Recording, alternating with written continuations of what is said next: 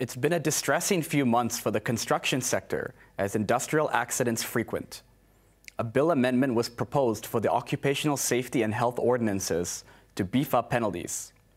While a Labour representative pushes for its approval, a legislator stresses that it is not a cure-all. Katrina Lau has the story. Industrial accidents happen from time to time, but none garnered more attention than this shocking crane collapse at a public housing construction site in September.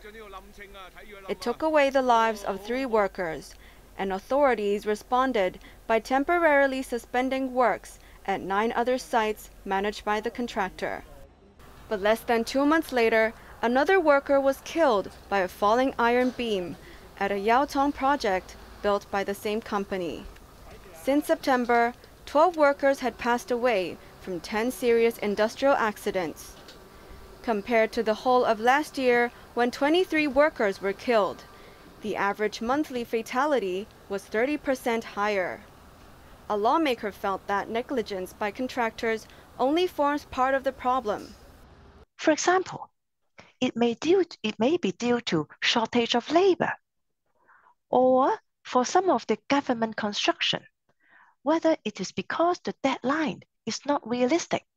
Kong is worried that by focusing too much on speed, the government may cause undue pressure on frontline workers involved in housing projects.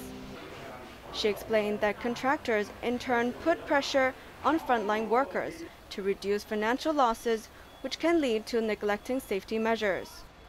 A concern group which assists victims of industrial accidents believes contractors choose to turn a blind eye because the penalties simply lack deterrent effect.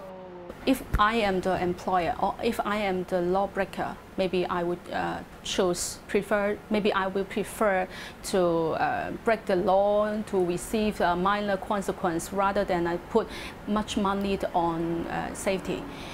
Back in February, the Labour Department proposed stiffer punishment for those who violate the Occupational Safety and Health Ordinance.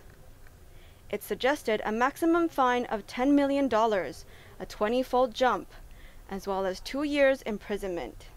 Among the fatal cases in 2020, the average fine imposed was around $60,000.